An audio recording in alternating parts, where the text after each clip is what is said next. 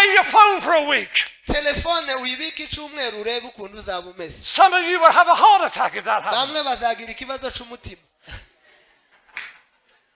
Can I have an amen from somebody? Ese hari uwovuga ngo amen tuvuze ngo telefone. Can I have an amen? Izi telefone za mobile. And people are obsessed with taking pictures of themselves. Abantu barafashwe barabashwe na za telefone. You see them? Look at me. Uzababona umuntu wese abayifotora abayifotoza abagira gute zimeze gutya izi twabaswe n'izi telefone. I look in the mirror every morning. Iyo wirebye mu kirahure buri gitondo ubyutse ntuza wibona iyo I see I'm going white. jewe nzambona gusa imisatsi ndi mu kubona imisatsi I put my hair straight. I don't need to keep looking. singikunda no kujya kwireba. But this is a generation that is obsessed with itself. Ariko uru ni urubyiruko uru ni ikinyejana Oh, that we gifashwe. can look at Jesus that way. Ariko reka turebe Yesu. Many Christians do not talk about Jesus. Abakristo benshi ntibakivuga Yesu. Many ministers in the UK do not preach about Jesus. Abakristo benshi n'abakozi b'Imana benshi ntibakibwiriza. They've got a set ceremony. Ahubwo bavuga ibindi. Oh, Bari mu buhenebe. I was going to the nightclubs, Narimo nitegura kuba ngo nje mu tubyiniro. but I started wanting to go to church. Itampindura yanyota irahinduka ntangira kuzanja mu rusengero. This year, Uyu mwaka I will be 71. nzaba mfite imyaka 70. This is why I have white hair. Niyo mpamvu mubona afite n'imvi nzaba mfite 70. I'm an old man. Ndi umusaza. I face temptation. Jewe nagiye mpura n'ibigeragezo. I faced battles. Nahuye n'intambara. I knew what it was to bury my wife. Narizi uko bigomba kumera gushakwa n'umusaza. I know what it is to have my son, eldest boy, sick with the same illness. Narizi n'ukuntu umuhungu wanje nawe yarwaye indwara nk'iyishe mama we. I know what it is to hear the devil say, Nzi ko abadayimoni baza bavugira mu matwi y'abantu. if there was a God, Bakavugira ngo yaba yari Imana. he wouldn't treat you like this. Ntabwo yari kuba yagufata muri ubu buryo. But I want to tell you this. Ariko hari icyo nshaka kubabwira. I made a decision. Nafashe icyemezo. I'm going to follow Jesus. Nzakurikira Yesu. I'm going to follow Jesus. Nzakurikira Yesu. And I want you to follow him too. Nanjye ndagira ngo ngusabe ufate icyemezo ku munsi Hallelujah. wakiriye Yesu. Bwira mugenzi wawe ngo bamaso. Wamasu? Bamaso. Bamaso. Bamaso. Yes. Bamaso. Bamaso. Hallelujah. Hallelujah.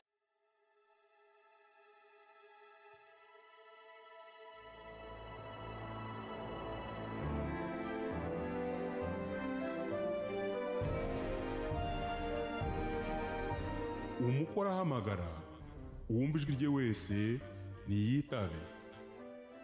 Tunezerwe twishime tuyihimbaze kuko ubukwe bw'umwana w'intama busohoye umugeni we akaba yiteguye.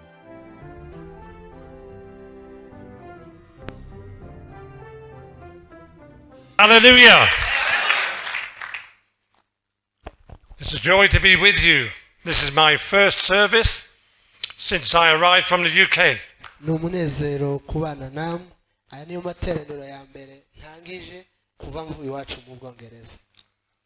I can sense something different about your church that I did not feel when I was here last time. Bushize ndi hano n'ubu bwa none hari icyo numvishe gitandukanye n'icyo bushize. I sense God is doing something. Ndimo ndumva hari ikintu Imana ihayikora. Hallelujah. Hallelujah. And I bring greetings to you, Pastor Jack and Pastor Bonfils. Mushumba Bonfils na Mushumba Jacques. And we want to get into the Word of God. Ndashaka yuko twinjira mu ijambo ry'Imana. God knows your needs. Imana izi ibyifuzo byawe. God is greater than your needs. Imana rero ikomeye kuruta icyifuzo ufite. How many know God is greater than your need? Ni bangahe bazi kuko Imana ikomeye kuruta icyifuzo bafite? Wave your hand at me. Nimuzamure ibiganza ndebe. Say, my God is greater. Uvuge ngo Imana yanjye irakomeye. My God is greater. Imana yanjye irakomeye. My God is greater Imana yanjye irakomeye than my need. kuruta icyifuzo naba afite. Hallelujah. Hallelujah. Now I'm going to challenge you with the Word of God Uyu tonight. mugoroba tugiye kubahinyuza mu ijambo ry'Imana. When I have finished, nisoza You may not love me anymore, mushobora no kutankunda but that was not my problem. ariko mumenye ko atari ikibazo cyane. How many want to hear the word of God? Ni bangahe bashaka kumva ijambo ry'Imana? Hallelujah. Hallelujah. Turn to someone and say, pay attention. Bwira mugenzi wawe ngo bamaso. What, Matthew? Bamaso. Ba Bamaso. maso. Yes. Bamaso. Bamaso. Hallelujah. Hallelujah. Bamaso. Bamaso. Oh, I'm going to learn your words. Iryo jambo araryiga. So we're going to read from Hebrews chapter 10, verse 32 to 39. I want you to read it all. Abaheburayo ibice 10 ku murongo wa 32 kugeza ku murongo wa ico gice cyose ngo turaza kugisoza kugeza kuri 39. Abaheburayo ibice 10 ku murongo wa 32 turakomeza. Ariko mwibuke iminsi ya kera uburyo mwihanganiraga imibabaro n'intambara nyinshi mumaze kuvirwa n'umuco, ubundi mugahinduka ibishengero, mugatukwa, mugababazwa, ubundi mugasangira imibabaro n'abagirirwa batyo, kuko mwababaranaga n'imbohe, mukemera munezerewe kunyagwa ibintu byanyu, mumenye yuko mufite ibindi mwabikiwe birusha ibyo kuba byiza bizahoraho. Nuko rero ntimuteze ubushizi bw'ubwoba bwanyu bufite ingororano ikomeye ku Mana, kuko mukwiriye kwihangana kugira ngo nimumara gukora iby'Imana ishaka muzahabwe ibyasezeraniro. Haracyasigaye igihe kigufi cyane, kandi uzaza ntazatinda, ariko umukiranutsi wanjye azabeshwaho no kwizera. Nyamara nasubira inyuma umutima wanjye ntuzamwishimira. Ariko twebweho ntidufite gusubira inyuma ngo turimbuke, ahubwo dufite kwizera kugira ngo tuzakize ubugingo bwacu. Nimwakire ijambo ry'Imana. Hallelujah. Hallelujah. I've entitled this sermon, ubu butumwa ndabwita cyangwa iki cyigisho ndagiha umutwe w'amagambo uvuga ngo You did it once, mwabikoze rimwe, now do it again. ongera ubikore.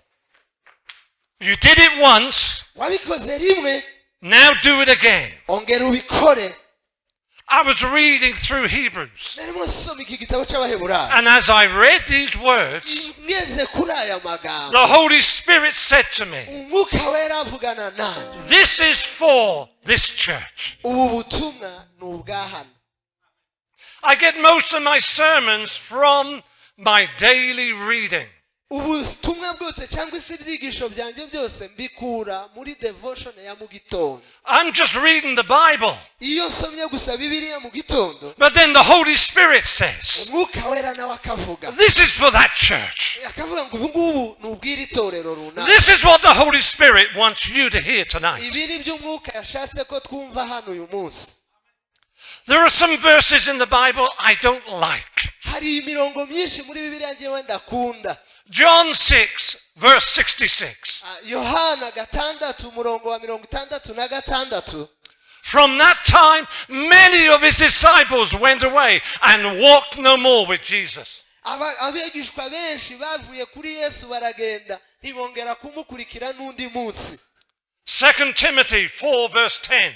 Timoteyo wa 2 bice 4 ku murongo wa 10. Demas has forsaken me. Dema yaransigiriye. He's loving this world. Yakunze iby'iyi si. He should be loving the next world. Yagombaga gukunda iyi si nsha. But when you start loving this world, Iyo uretse gukunda iyi si, you're going to start saying goodbye to your Christian friends. ubutangiye kuvuga ngo bayi ku bandi bakristo bagenzi. You're going to start saying goodbye to your church. Ubutangiye gusezera amateraniro. You're going to start saying goodbye to prayer. Ubutangiye gusezera abanyamasengesho bagenzi bawe. You're going to start saying goodbye to lifting your hands in worship. Ubutangiye gusezera ibiganza byawe imbere y'inzu y'Imana uzamura. Every pastor knows the heartache Abashumba nabo barabizi. when people leave their church. Iyo abantu batangiye kuva mu itorero, if they were going on in God, iyo bagiye if they were going into the ministry, iyo bavuye mu murimo if they have a greater calling, iyo bafite umuhamagaro the udasanzwe pastor's heart is to rejoice. umutima wa paseri uzunezerwa ukavuga ngo aba bavuye hano ariko But bafite pastors umuhamagaro. knows what it's like. ariko paseri azi uko When bimera someone comes, iyo harimo bamwe baje Pastor, I won't be coming to your church iyo anymore. hari abaje bakambwira ngo mushumba ngo kuza mu rusengero rwawe bayi And the only reason is this: impamvu ntazogaruka ni they are forsaking the gathering of themselves together with God's people. ahubwo bari bameze nk'aba bandi badema batangiye gukunda iby'isi. Timothy was warned by the Apostle Paul. timoteyo araburirwa pawulo aramuburira aramubwira ngo Some will depart from the faith. muzungu wanje mwana wanje ntuzatakaze kwizera.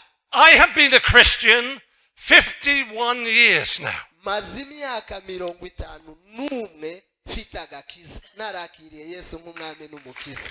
This year, uyu mwaka I will be 71. nzaba mfite imyaka This is why I have white hair. niyo mpamvu mubona mfite n'imvi nzaba mfite 70. I'm an old man, ndi umusaza but I'm older than King David. ariko ndaruta Dawudi.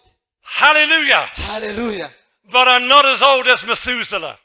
ariko ntabwo ndi mukuru nka Methuselah. nka metusela wapi metusela aracanduse. Do you know how old Methuselah was? hari uzi imyaka ya metusela. Someone tell me how old Methuselah was. metusela yari afite imyaka ingahe?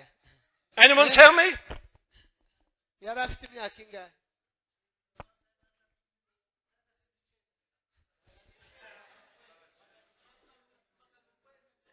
How long? 969. Hey, yes! Give him a clap. mumukomera amashyi. 969 years old. ni ukuvuga ngo 969. Now let me tell you something. reka ngire icyo mbabwira. The grace of God have kept me. ubuntu bw'imana bwarakurinze. I faced temptation. njyewe nagiye mpura n'ibigeragezo. I faced battles. nahuye n'intambara. I knew what it was to bury my wife. narizi uko bigomba kumera gushakwa I know what it is to have my son, eldest boy, sick with the same illness. narizi n'ukuntu umuhungu wanje nawe yarwaye indwara nk'iyishe mama we. I know what it is to hear the devil say, nzi ko abadayimoni baza bavugira mu matwi y'abantu if there was a God, bakavugira ngo yaba yari imana he wouldn't treat you like this. ntabwo yari kuba yagufata muri ubu buryo. But I want to tell you this. ariko hari icyo nshaka kubabwira. I made a decision. nafashe icyemezo. I'm going to follow Jesus. nzakurikira yesu. I'm going to follow Jesus. nzakurikira yesu. And I want you to follow him too. nanjye ndagira ngo ngusabe ufate icyemezo kuva umunsi Hallelujah. wakiriye yesu. The danger is this. akaga karimo naka. Affluence, abantu benshi baduhindura. prosperity abazana inyigisho z'ubukire. can get our eyes off God. ubukire burashobora kugukura ku Mana. And we forget where we come from. tukibagirwa aho Imana yadukuye. Now this scripture says, recall, ariko iki cyanditswe bring to mind, ngo wibuke. remember. wibuke. So there are 4 things I'm going to teach you tonight. hari ibintu bine tugiye kuvuga hano bavuze ngo Number one. wibuke. icyambere. Number 1, icyambere. remember how you came to faith. wibuke ukuntu wakijijwe. It talks there how you were illuminated. wibuke ukuntu watoranijwe mu minsi yawe ya kera. How you saw the light. ukuntu wabonye umucyo wamurikiwe. More importantly, icy'ingenzi you didn't just see the light, ntabwo wabonye gusa umucyo but the light came into you. ariko umucyo waviriye muri wowe. There's light on the inside of me. hari umucyo uri imbere muri njye. Hallelujah. haleluya. Christ is in me. kristo ari muri wowe. Christ is the light of the world. kristo niwe muco w'isi. That's why I'm the light of the world. niyo mpamvu nanje ndi umucyo Hallelujah. w'isi. Remember ujye wibuka how you came to faith. ujye wibuka uko wakiriye Yesu. Saul was on the road to Damascus. Sawuli ari mu nzira ijya i Damasiko, He saw a light. yahuye n'umucyo, He heard a voice. yumva n'ijwi. Why are you persecuting me? Kuki untoteza? Who are you, Lord? Urinde mwami. I'm Jesus. Hanyuma Yesu, You can never fight against God and win. ntushobora kurwanya Imana ngo uyitsinde. I said you can never fight against God and win. Ntushobora kurwanya Imana ngo uyitsinde. I'll never forget how I became a Christian. Sizigera nibagirwa umunsi nakiriye Yesu nk'umwami n'umukiza. A girl came into the store where I was working. Haraho nakoraga mu iduka nakoreragamo muri kampani, mbona umukobwa umwe araje. I don't know her name. Ntabwo nzi izina rye. I wonder if she has any idea that wearing that badge meant I would be preaching in Africa.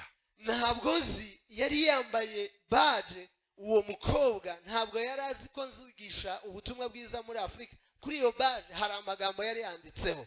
She wasn't ashamed of Jesus. Ntabwo yari agira isoni zo gutunga Yesu uwo She mukobwa. had a badge on. Yari yambaye umwenda ariko afite badge Jesus is alive today. handitse ngo Yesu ni muzima uyu munsi.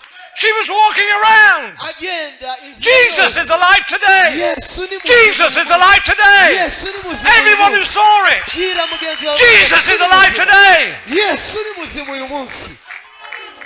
And I looked at it. Ndeba ayo myandiko yanditse. And I turned to a colleague. Ndagenda mbwira bagenzi banje twegeranye. I said, Christ isn't alive. He's dead. Ndababwira ngo Kristo ntabwo ari muzima. Njyewe nzi ko Kristo yapfuye. He said, no, he's not. Arambwira ngo oya, ntiyapfuye. He's alive. Ni muzima. And I couldn't believe it. Simbyizere. She was a Christian. Uwo mukobwa yari umukristo. He was a Christian. Nuwe nabajije yari They umukristo. both believed what I didn't believe. Batangira kumbwira ngo ibyo uvuga wowe nta makuru uzi. I thank God. Ariko ndashima Imana. That day she walked into my store. Kuko uwo mukobwa yaje muri iduka ndimwo. And she had on. Akaba yari Jesus is alive today. Yesu ko ari muzima uyu munsi. My friends started to witness to me. Aba begenzi banje batangira kumpamiriza ubutumwa bwiza. I didn't want to know. Ntabwo nashakaga kumenya. But then he said something to me. Hanyuma arambwira ngo You've seen what the world could offer you. wowe waronka icy'isi itaguha. Why don't you give God a chance? Hereza Imana amahirwe gusa. Give God a chance. Imana amahirwe. 5.5 billion people on earth.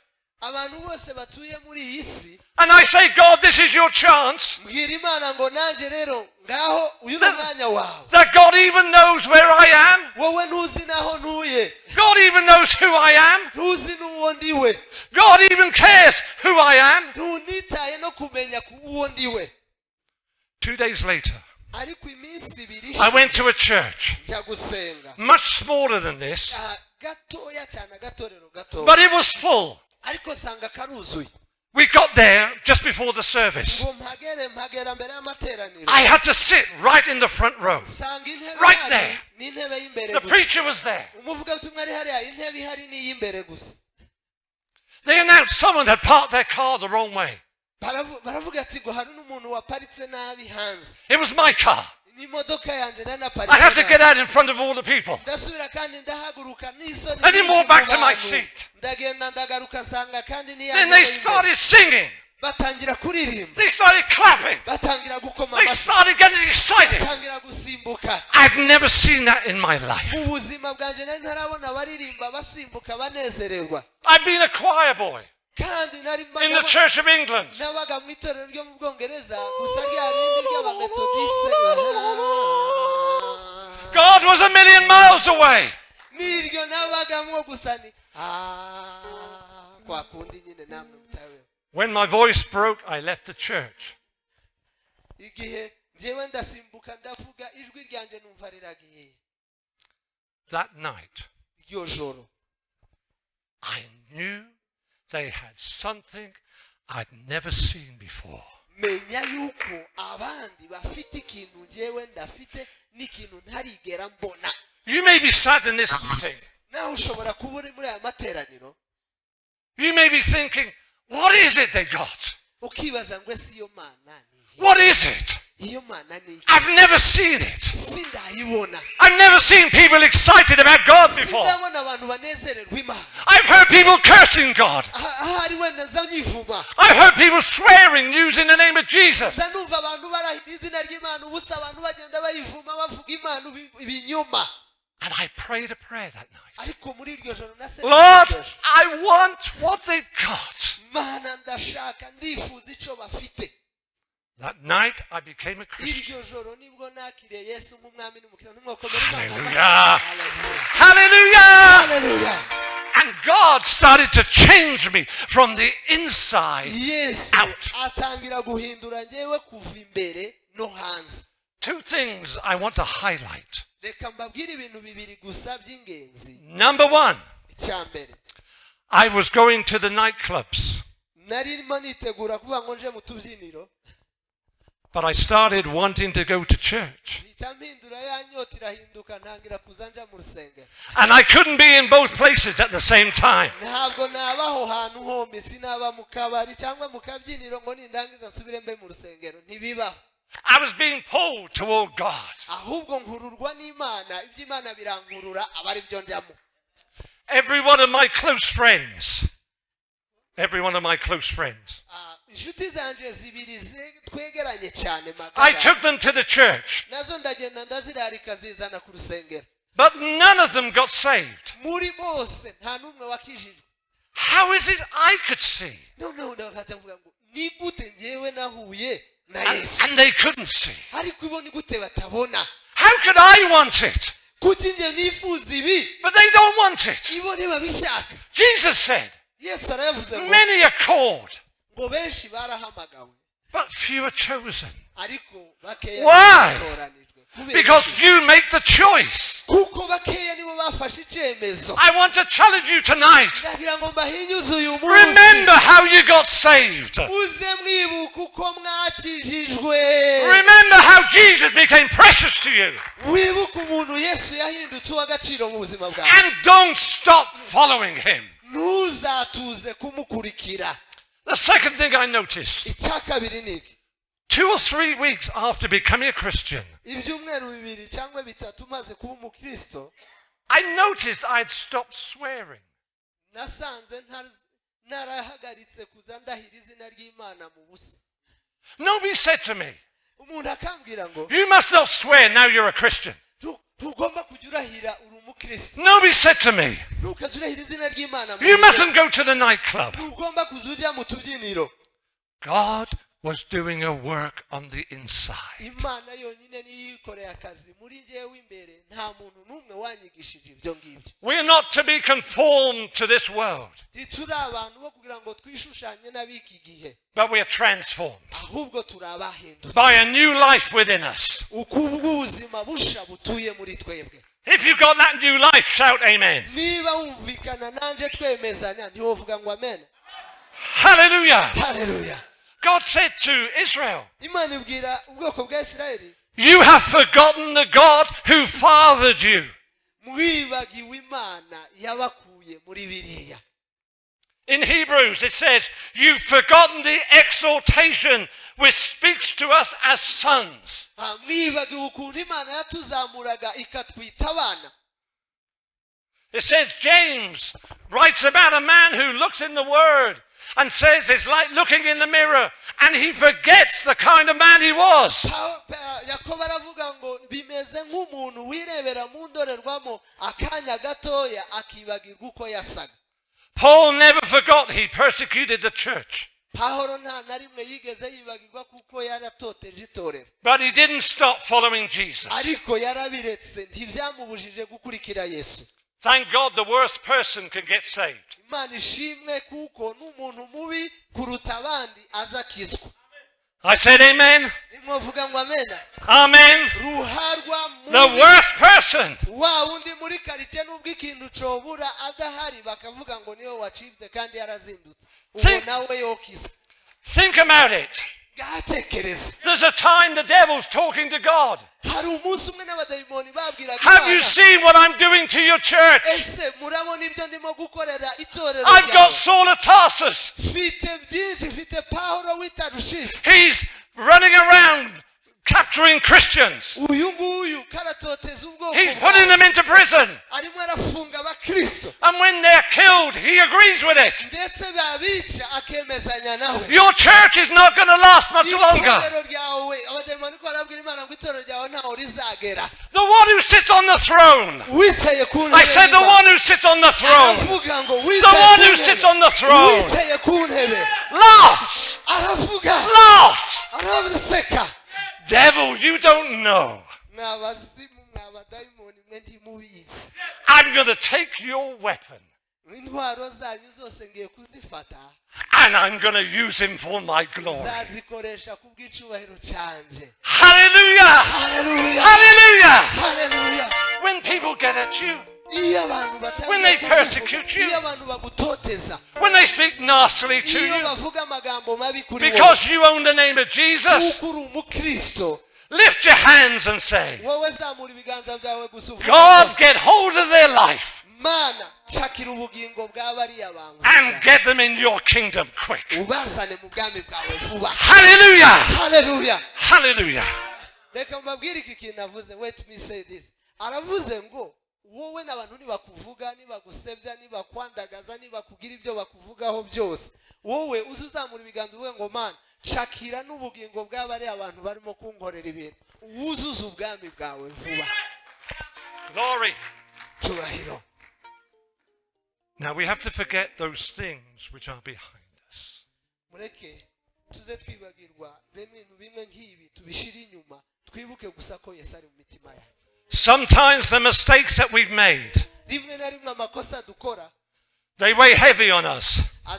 azaba afite ibiro byinshi ku buzima bwacu And we think God can't use us anymore. tugatekereza ngo imana ntishobora kudukoresha Listen, ariko reka mbabwire ngo God knew you were going to make those mistakes before he called you in the first imana place. irabizi yaguhamagaye ibizi kuko wakoze n'ariya makosa yaguhamagaye ibizi yuko uzanakora n'andi makosa All my sin, past, present, and future, he put on Jesus. ibyaha byanje byashize n'iby'ubu nyine n'ibizaza byose yabishize kuri yesu The first song you were singing tonight, indirimbo ya mbere mwaririmbye hano you were singing There's Only One God. bavuze ngo nta yindi mana The second song you were singing tonight, indirimbo ya kabiri twaririmbye you were singing He took our sin. bavuze ngo utarigeze kumenya icyaha uwo ngo yafashe ibyaha Well, byacu when Jesus took your sin, igihe yesu yafashe ibyaha byacu you weren't even born. wowe wari utaranavuka Your sin was future, ibyaha byawe bizaza yet it was dealt with in the byo past. kera yarabipfanye yarabizuka Oh, lift your hands and thank God for salvation. dushime imana ku bw'ibyo Hallelujah. haleluya Paul wrote to the Galatian church, pawulo yandikira itorero rya galatiya having begun in the Spirit, arababwira ngo mwebwe mwatangiye mu mwuka are you now being made perfect by the works of the flesh? ese namwe mwatangiye gutunganywa ngo mugere ahantu heza kubw'imirimo y'intoki y'umubiri One of the churches he planted rimwe mu matorero yari yatangije were moving away ryari ririmo risubira inyuma into works, rigasubira mu festivals, mirima bigasubira mu mizerere ya rituals, mbere bigasubira inyuma dates, months, years, imyaka amezi instead of trusting it continually in the one who knows no time. ariko aho kugira ngo bizere imana Remember how you came to faith. wibuke uko wakiriye yesu Number 2, cya kabiri remember how you had to fight the good fight of faith. wibuke intambara warwanye yo kwizera The writer to Hebrews says this, umwanditsi w'abaheburayo aravuga ngo you endured a great struggle with sufferings. wihanganiye imibabaro myinshi cyane In the UK, mu bwongereza we know little about suffering for Christianity's sake. twebwe tuzi bukeya ku gutotezwa kw'abakristo ntabyo tuzi. When God began to move on the churches in 1905 and 1908 in the UK, igihe Imana yatangiye kuza mu matorero mu gihe cyo muri za 90 God began to pour out his spirit. Imana yatangiye gusuka umwuka People were wayo. getting filled with the spirit, Abami, ubwami, abantu speaking in batangira kumva tongues, Imana, batangira kuvuga seeing ku ndimi, signs and wonders and batangira miracles. kubona ibimenyetso n'ibitangaza, And they wanted to bring it back to their church. batangira kugaruka kandi mu matorero, But their churches said no. ariko matorero batangira And they arabigizayo, were kicked out of their churches. barabirukana. Ububyutse buba, God was doing what he said he would do. Imana yarimo ikora icyo yavuze izakora, But religion and tradition couldn't see it. ariko abanyamadini n'abanyamihango So they began to gather together in groups. ahubwo batangira kujya baterana mu matsinda. And that's how Assemblies of God started. Niho za Assemblée de Dieu And the Elim zatangiye. Pentecostal churches Niho started. za Pentecote zatangiye. And God moved in revival power. Imana iza mu bubyutse, izana ububyutse budasanzwe mu Bwongereza. But since those days, mutekereze kuri iyo minsi we know y'ububyutse. little of suffering. Twebwe tuzi gakeya ukuntu batotejwe, But many of you know a lot about suffering. ariko benshi muri mwebwe mushobora kuba muzi And akaga ko suffering gutotezwa. because you own the name of Jesus. Ugatotezwa kubera kuko wakijijwe. And I want to challenge you. Ndagira ngo nguhinyuze uyu munsi. Remember how you stood for Christ at those Wibuke times. uko wakijijwe, wibuke iminsi yawe ya kera. Remember when it cost you everything to stand up for Jesus. Wibuke ikiguzi watanze, wibuke ibyo byagusabye mu buzima wakirijwe. You were ridiculed. Wari umuntu You were robbed. wari waribwe, You were even imprisoned. nta nubwo wari umuntu ushimishije, But you knew it was worth it. kandi ariko ntiwari unakwiriye. When the disciples, the apostles, were threatened, Igihe intumwa n'abigishwa bari don't you bavuga, talk about this Jesus. ese Yesu ibi ngibi ntiwabivuze? They could see the miracle. Babonaga ibitangaza, This man was walking. bakabona umuntu atangiye He was kugenda, leaping. bakabona umuntu He was wacumbaga, praising God. bakabona umuntu atangiye guhimbaza Imana. He'd been a cripple. Uwa yari ikimuga. Listen, religion doesn't care about the cripple. Abanyamadini ntacyo bitayeho kuba bana n'ubumuga, Religion cares about its rules. ahubwo bo bakeneye gusa uruhare rwabo. But Jesus cares about the cripple. Ariko Yesu we yita kuri ba bandi babana n'ubumuga. He said, the Spirit of the Lord is upon me Yaravuze ngo umwuka He has w'Uwiteka anointed me jewe yansigiye to do something for the blind, mbwiriza impumyi, to help the lame, mbashe abamugaye, to help the deaf, dufashe abatumva, to change people's lives for the better. ndetse duhindure ubuzima bw'abantu. Don't you speak about this Jesus. Ese Yesu ntabwo ari byo avuga? The apostle said this.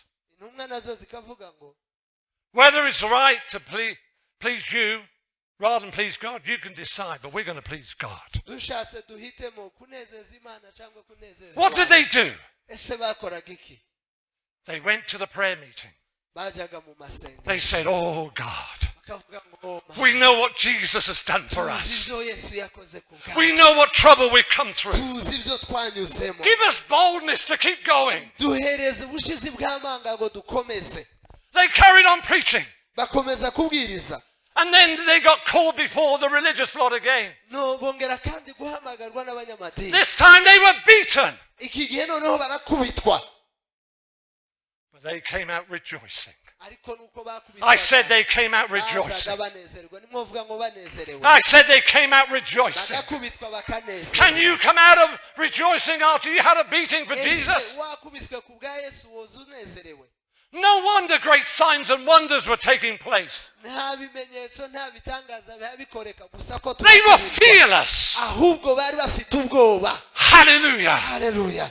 The authorities locked them in prison. Abatware bakabashira mu nzu z'imbohe, The angel of the Lord got them out of prison. umumarayika w'Uwiteka akabohora bamwe. Well, there's nothing God won't do for you Ntacyo Imana itagukorera when you stand up for Him. iyo uhagaze mu mwanya I challenge you tonight. no mu nzu y'imbohe yagukura. Don't go back on your ways. Uyu munsi ntuzasubire Stand mu up for bya kera, Jesus. ahubwo guhagarara Even na if it Yesu. means suffering. Hagarara na Yesu. Even if it means Ndetse persecution. no mu mibabaro no mu itoteza, Stand up for Jesus. hagarara na Yesu. Hallelujah. Haleluya.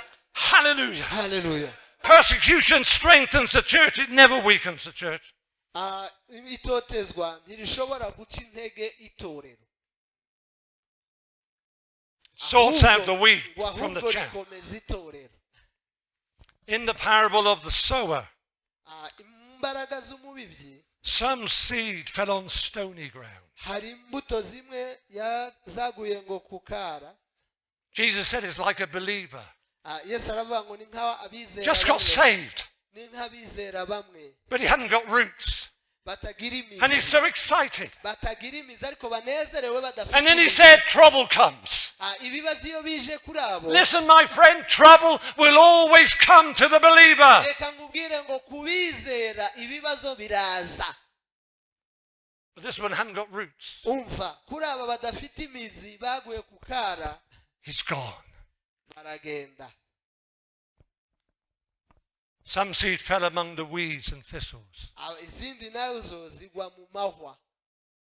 Jesus explained the deceitfulness of riches, Yesu the desire for other things, aravuga ngo the cares of this world kwifuza iby'isi, n'abifuza iby'isi bakishira mu kazi pull against you, bakaza bumva bakururwa and they stop you n'iby'isi bearing fruit. ariko ntibera imbuto kubera kuko bakururwa. Remember how you had to fight for your faith. Wibuke kuko ugomba kurwanira kwizera abera bahawe. I've made my mind up to follow Jesus. Jewe nahinduye ibitekerezo navuga ngo nzakurikira Yesu. No turning back. Ntabwo nzasubira No inyuma. turning back. Ntabwo nzasubira No inyuma. turning back. Ntabwo nzasubira No inyuma. turning back. Ntabwo nzasubira inyuma. Can you do the same Ese tonight? nawe wafata icyo cyemezo cyo gukurikira Yesu udasubira inyuma? Number 3. Cya gatatu, Remember how you believed in a glorious future. wibuke uko wizeye ubwiza buzaza hanyuma. Hallelujah. Haleluya. It says you have a better Ikavuga and ngo an enduring possession for you in heaven. ufite umwanya mwiza mu ijuru. They could lose everything on earth, Watakaza byose wari ufite hano ku isi, but they could not lose their treasure in heaven. ariko ntiwatakaza ubutunzi ufite mu ijuru. Jesus said, Yesu yaravuze the ngo moth can't destroy it. ibintu byose birashaka Rust kugusenya. can't destroy it. Ibintu byose birashaka kugusenyuka. Thieves can't steal it. Abajura barashaka It's kukwiba. there for you. Bari hariya. Store up some treasure in heaven. Ariko imbuto zawe, ubutunzi bwawe bwimure ububike mu ijuru. Have you got any? Ese hari ubutunzi wabikije mu ijuru? Is all you have in this world? Ese ibyo ufite byose biracyari mu isi? Because when you die, Ese nupfa you're going to leave everything behind. ibyawe byose uzoba ubisize aha, ntabyo uzoba warabikije uzosanga. You might be a millionaire in this life, Ushobora kuba uri biliyoniya, uri umuntu ufite amafaranga iryaguye, but you've got no treasure in heaven. ariko mu ijuru nta butunzi ufite. How do we start storing up treasure in heaven? Ese twatangira kubika ubutunzi bwacu mu ijuru gute? By blessing other people, Iyo duhesha abandi umugisha mu byo dufite, tuba by tubitse. honoring God with our tithes and Iyo offerings, dutanga Imana tugatanga ibya cumi n'amaturo, by sharing the gospel of Jesus iyo tuvuga Christ, ubutumwa bwiza bwa by Kristo, caring for people. iyo twita ku barwayi n'abakene How do I n'abakene. know that is true? Ese namenya gute ko ari ukuri? Jesus said, Ese aravuga ngo even someone who gives a cup of cold water na wa wundi utanga akarahure k'amazi akanye will akonje, not lose their reward. nawe afite ingororano. Hallelujah. Haleluya. In a desert place, Ndetse no mu butayu, a cup of cold water mu butayu akarahure k'amazi kaza kamerera neza umutima, is very valuable. gafite agaciro. When you're willing to take what is valuable Iyo ufashe icy'agaciro and invest it in the kingdom, ukagishora mu bwami bw'Imana, it's producing heaven, gitanga treasure in heaven for you. uba usanga ijuru ukibikije mu ijuru. Hallelujah. Haleluya. Now I want to just warn you. Ngira ngo nkuburire gatoya. 1 Corinthians 3 tells us this. Abikorino ba mbere ibice bitatu biza bitubwira ngo Our life will be evaluated as a Christian. hahirwa urimo ugenzurwa nk'umukristo. What I've done Ibyo nzakora, is going through the fire. ibyo mfite byose bizaca mu muriro. if all I built with ibyo nubatse byose is byanjye wood, hay, and stubble, n'ibica mu itanuru bikageragezwa mu muriro all that will be left is ashes. byose ibidafashe ibitameze neza bizosigara biyonga But if I dealt with more costly things, ariko kizavamwo mu ruganda gold, silver, and precious stones, izahabu uko itunganywa inoro diyama ibyo byose do you know wari ubizi the fire can never destroy them? izahabu n'inoro n'ifeza The fire can only make gold more pure, ahubwo umuriro ubihindura can only make silver more pure. ahubwo izahabu ihinduka nziza And diamonds are created in the fire of the earth. bigaragara ko ari diyama iba nziza kubera umuriro. Hallelujah. Hallelujah. I can imagine me tekereza njewe looking through the ashes. noneho nyura mu muriro. Lord, there must be something here. hari nk'ikintu gishobora kugaragara hano.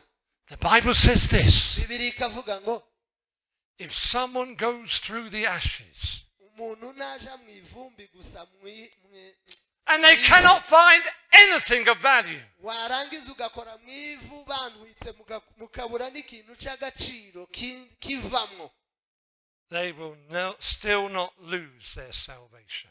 benshi ntibazatakaza n'agakiza kabo kuko banyuze mu muriro. There is teaching that creates fear in the kingdom of God. hari inyigisho zituzanira ubwoba mu bwami bw'Imana.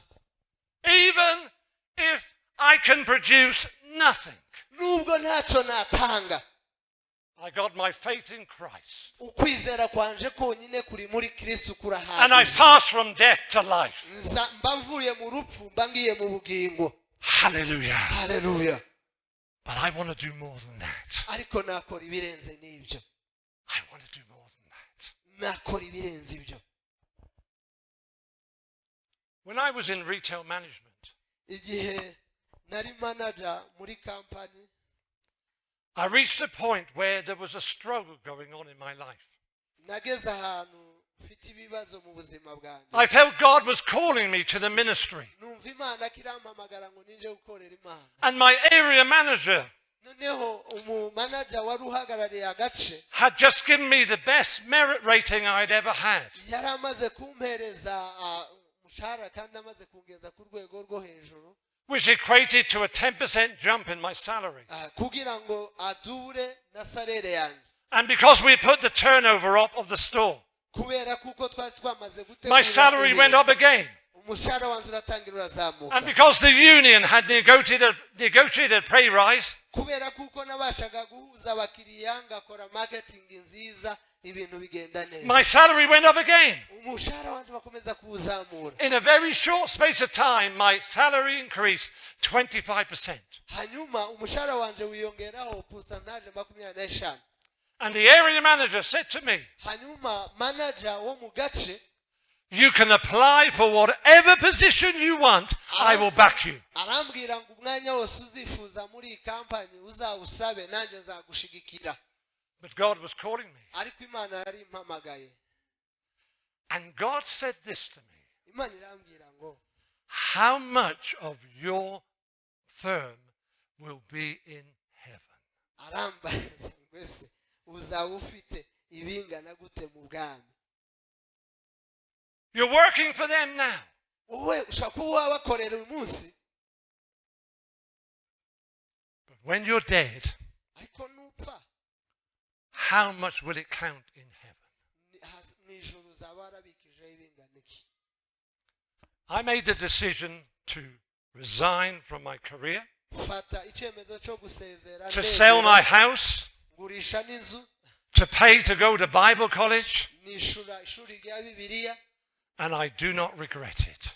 nta nubwo nicuza kuri icyo kintu. Hallelujah! Hallelujah. Not everyone is called to the ministry, buri wese yarahamagawe, but every one of us is called to make choices. ariko buri wese yarahamagawe ngo afate Every one of us is challenged to store up treasure in buri heaven. wese arasabwa kugira icyo abitsa mu ijuru. Have you got any up there? ese hari ibyo wabikije? Jesus said, store up treasure in heaven. yesu yaravuze ngo ubutunzi bwacu tubwimure tububitse. Make the right choices. duhitemo neza.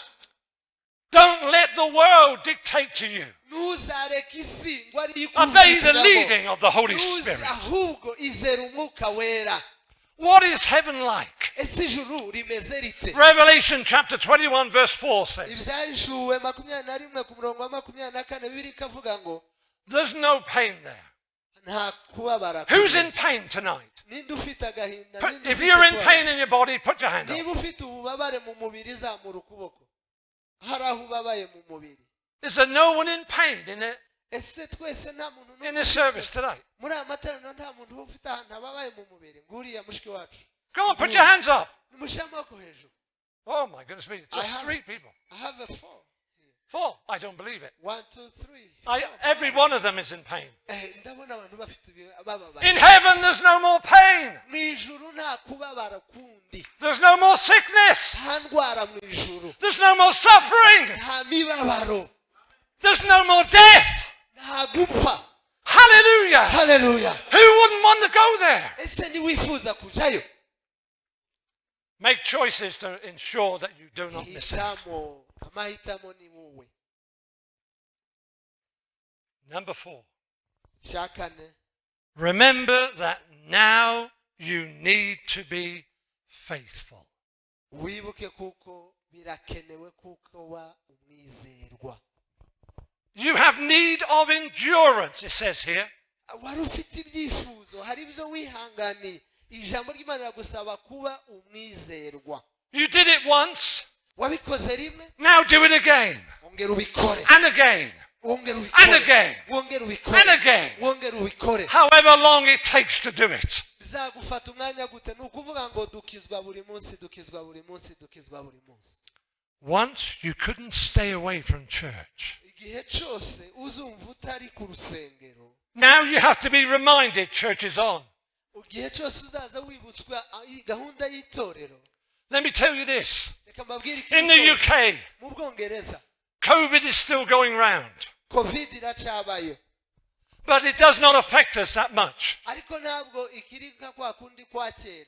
But many Christians are still living as if COVID is ruling in the earth. ariko abantu baracyameze nk'abari muri covid, bo bumva bakikigunze barihaye akato. They're too scared to go to church. bakagira ubwoba ngo ntibaja mu materaniro ngo bafite korona. Oh, they watch something online. ahubwo bakavuga ngo barakurikira gusa online. But the Bible says, bibiliya iravuga ngo don't stay away from meeting together. ngo abibagirwa Be faithful. guterana bararimbutse. Be faithful in church. ahubwo muza mwabizerwa mubone. Let your home church know you're a faithful person. reka mushumba amenye kuko uri umwizerwa. Once you told everyone about Jesus, igihe uzabwira abandi Yesu, but you've stopped talking about Jesus. ese ko wabikoraga kera uyu munsi ko wabiretse?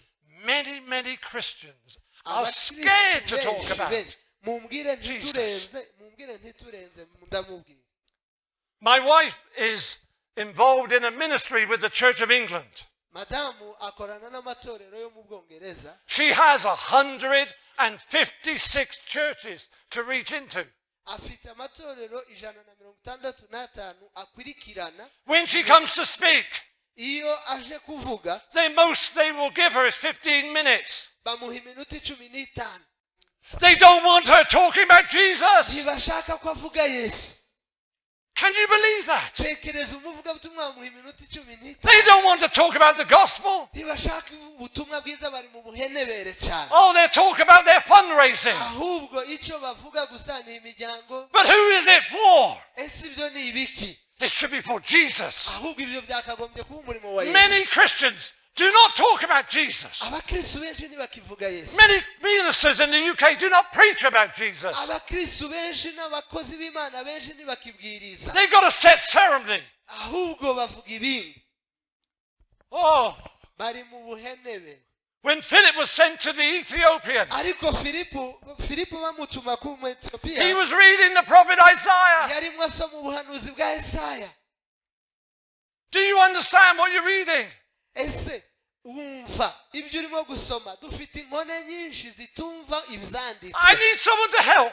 dukeneye abantu benshi bafasha Philip abantu. got up. filipo arahaguruka He didn't tell them about a religion. ntabwo yagiye ngo atinye abanyamadini He talked about Jesus. ahubwo yasobanuye yesu Hallelujah. haleluya The world needs to hear about Jesus. ab'isi bakeneye kumva yesu It's not the evangelist's job to talk about Jesus. ntabwo ari umurimo gusa w'abavugabutumwa bavuga yesu The evangelist is to train you to talk about Jesus. abavugabutumwa bagomba kugutoza nawe Can you say amen? ntiwavuga ngo amen Can you say amen? ntiwavuga ngo Can amen you say amen? ntiwavugira ngo amen The evangelist is there to teach you how to do it. abavugabutumwa barahari kukwigisha kugira ngo nawe wigisha abandi When the church was in danger of staying in one place, iyo itorero riri mu kaga turi ahantu hatandukanye God sent a persecution. imana izatuma And the Bible itoteza. says this: abantu itoteza niri those kugeraho who were scattered, hanyuma dutatane those who were running for their lives, aho uzagenda uhungira uzujya why are you running? uzaba People would uhungira say to them, abantu murahungira why are you on the run? kuki duhunga Because of Jesus. kubera yesu They went everywhere bagahunga kubera talking yesu about Jesus. ariko aho bahungiye hose I bakavuga challenge Yesu. you, church. ndagira ngo mbahinyuze torero Talk about the Savior who loves you. nimugende mwamamaza umucunguzi Talk wawe. about the Savior you love. nimwamamaze yesu aho muja hose nimuhunga mujya muvuga ngo ko turahunga yesu Once it was a blessing to bless others. niba duhawe umugisha duha abandi umugisha Now you become selfish, ariko mwarikunze self-centered. mwarikunze ibyo mwamenye ntimubiha abandi You haven't got any money for the offering, mukaza mu nzu y'imana nta n'amafaranga y'ituro but you've got a lot of money for everything else that you want. ariko ukaba ufite amafaranga y'ibindi byose ukeneye Hello? mu nzu y'imana Hello? mu nzu y'imana nuza I said you may not love me. navuze ngo wenda ntimunkunda mu nzu I y'imana don't care. muza nta n'ituro This is what the Holy Spirit said, tell them. ariko umwuka wera yavuze ngo tuvuge ibi A church this size itorero should have an abundance of wealth ryagombaga kuba rifite byinshi and be able to reach out all over the place kugira ngo evangelizing. tubashe kugera no hirya no hirya Do you know? wari uzi ko A church of 10 tithing people kuko itorero ry'abantu 10 ritanga icya 10 ryakohereza abantu benshi means one pastor can live at their average income. umushumba umwe abakirisi 10 barashaka Just gutunga 10. umushumba And yet many people rob God. abantu benshi biba imana They hold this hand out. Ba- Oh, ba- God bless me. Mana duha Oh, umugisha, God Mana bless me. duha Meet my umugisha, needs. Mana duhura n'ibyifuzo byanjye And they keep this hand in the pocket where the money is. ukundi kuboko gufasha aho amafaranga ari ngo ntasohoke God is not mocked. hoya I said God is not mocked. imana ntabwo What a iba man ibibi. sows, that's how he shall reap it. icyo ubiba nicyo usarura Ubiba Hallelujah. byinshi, uzasarura nyinshi Hallelujah. haleluya When I was pastoring, we tithed our church income and gave it away.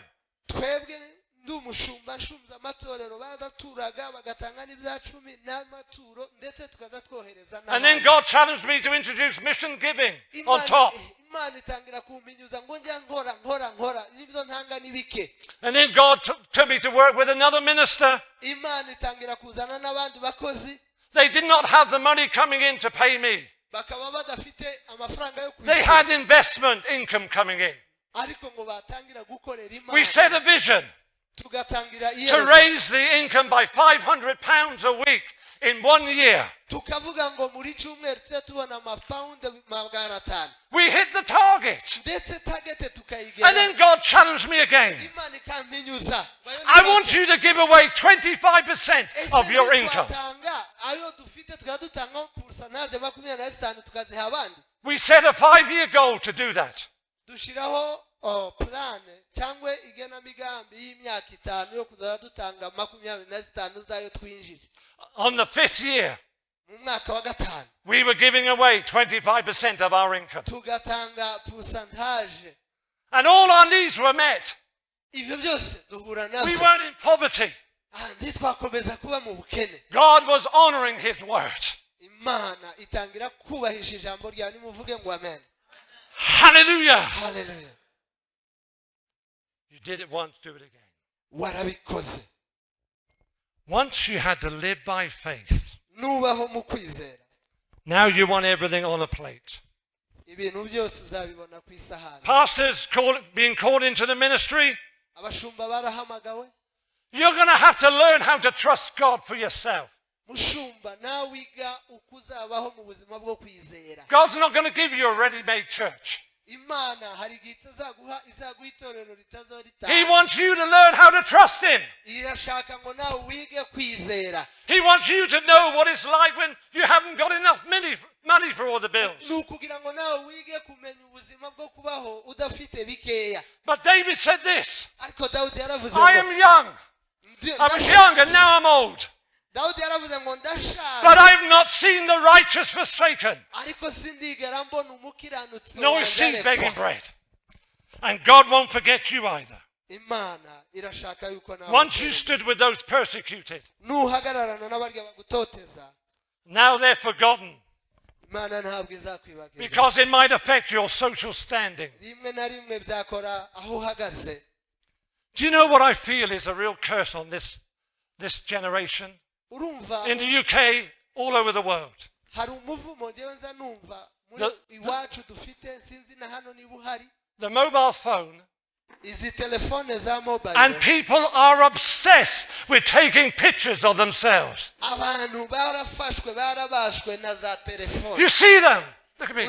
Uzababona umuntu wese abayifotoza abagira gute zimeze gutya izi twabaswe n'izi telefone. I look in the mirror every morning. Iyo wirebye mu kirahure buri gitondo ubyutse ntuza wibona iyo I see I'm going white. jewe nza mbona gusa imisatsi ndi mu kubona imisatsi I put my hair straight. I don't need to keep looking. sinkikunda no kujya kwireba.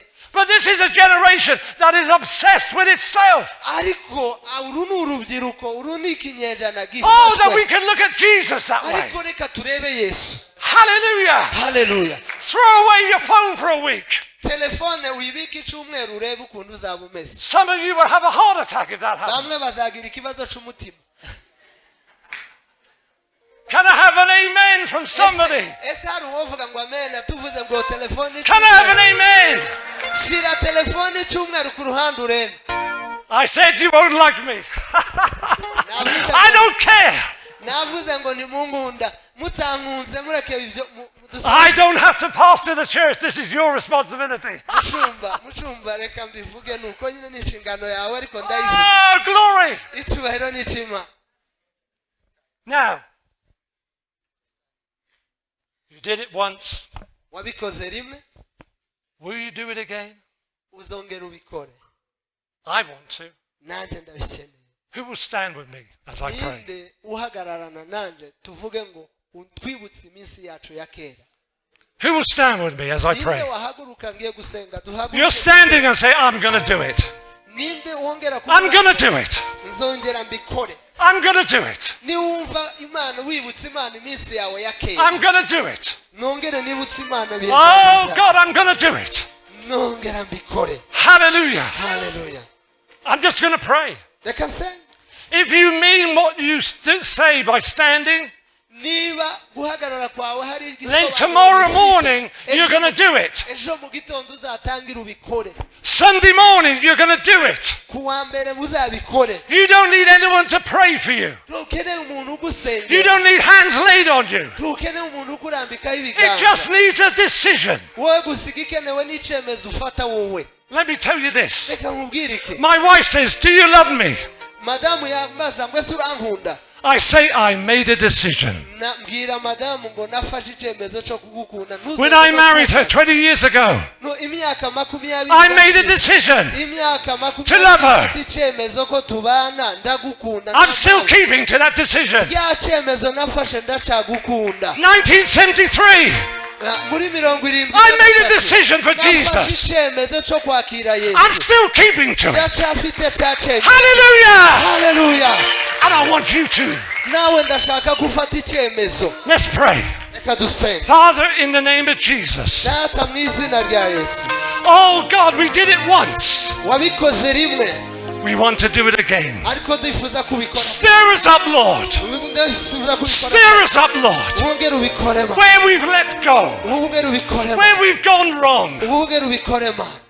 where we've neglected. wongere ubikore ba We tell you we're sorry. turavuze ngo tubabarire And tonight we're going to do it again. uyu munsi turongera We're going to kwibuka glorify you. twongera kuguha icyubahiro Oh, Father, bless.